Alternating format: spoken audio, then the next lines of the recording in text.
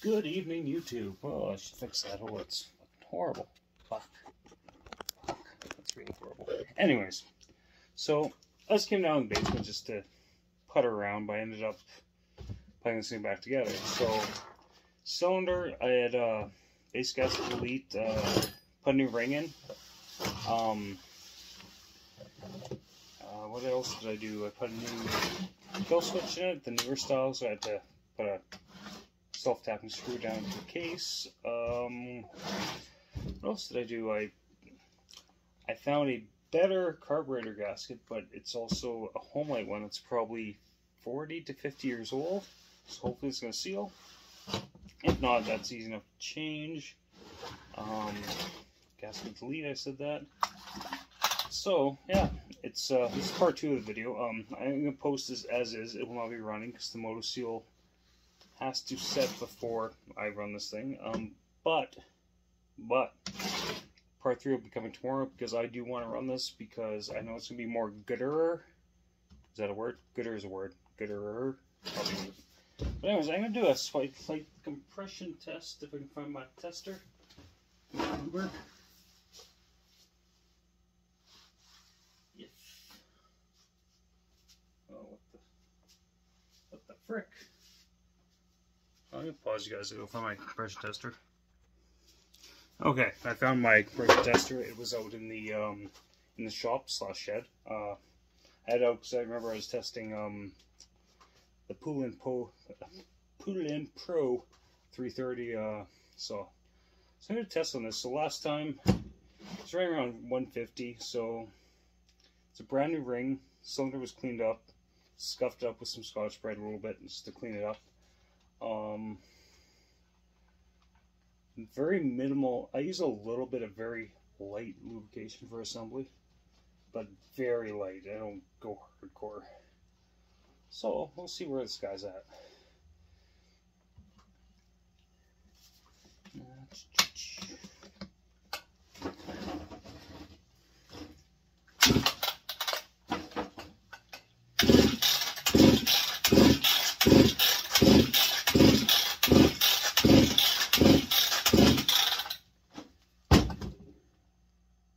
Well, it's not where I want it to be, but that's okay.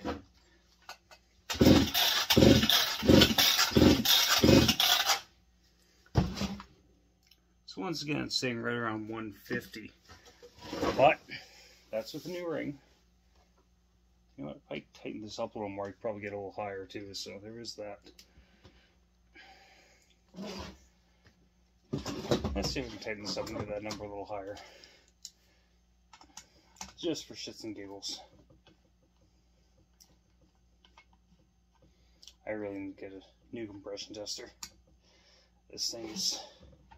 I bought this for rebuilding small block Chevs like 20 years ago. And now it's so stripped out and kind of just crappy.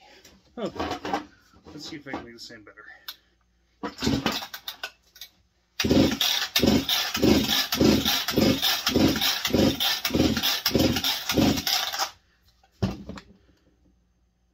Okay, well that brought it up to about 155. So, is that bad? No, it really isn't. Because it's a brand new ring. It's a Chinese ring. So we'll see what happens there. Tomorrow I'm gonna start to break it in. Run it a bit. Getting some wood.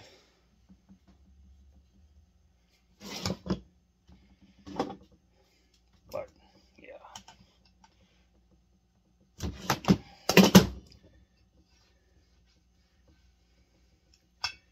But I'm sure the compression will go up because once the ring's set in. So like I said, minimum assembly lube. I like wet my finger, kind of like drip it off and just kind of smear just a very light coating, so I don't think that's going to affect the compression numbers more than what it was before, because before it was running and it was probably more oily last time I did a compression test.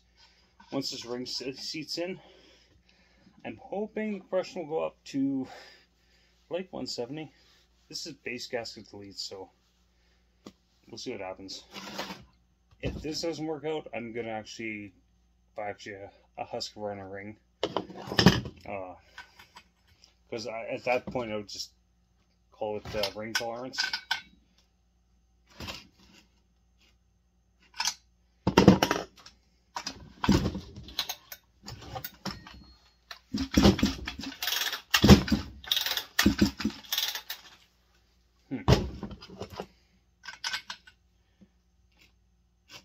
I don't want to fuck with the saw too much because, I mean, 162 SEs, they're not uncommon, but they're also not common anymore. They're getting pretty old. I mean, this one is, if I can read Husqvarna numbers right, this would be a 1981 model.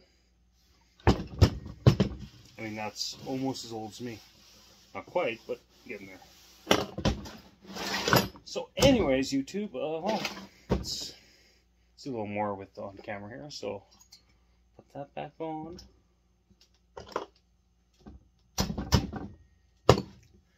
Top cover. And if anyone has one of these, I really need one for my 266 SE, which is similar. It's a little different for the 266, but still same flipping idea.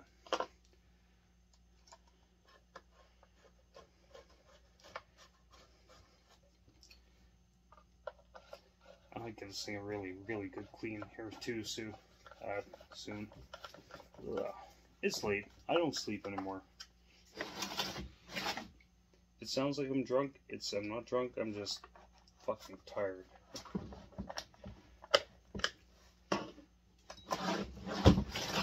Okay, why are you not cooperating? I'm glad I got a new stop switch on here though. The old one was wouldn't actually slide anymore. It just kind of like pushed it over to the stop direction. It would stop, but it wouldn't return. You wouldn't know if it returned or not because you'd have to give it a good swipe to the other side. I had problems with the stop. I think it wouldn't start for that reason. I think it was vapor lock, but that was not the issue. Come on, find the hole.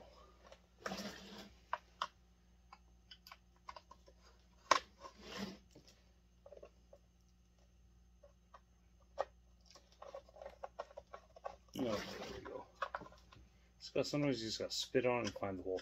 Anyways, this is part 2, so part 3 will be tomorrow. I'm gonna fire this bad boy up. I'm gonna set it at benchmark Husqvarna settings for this, which I know is gonna be too rich on the high side because this saw is weird that way. Like every carburetor I try, but whatever. We'll see what happens.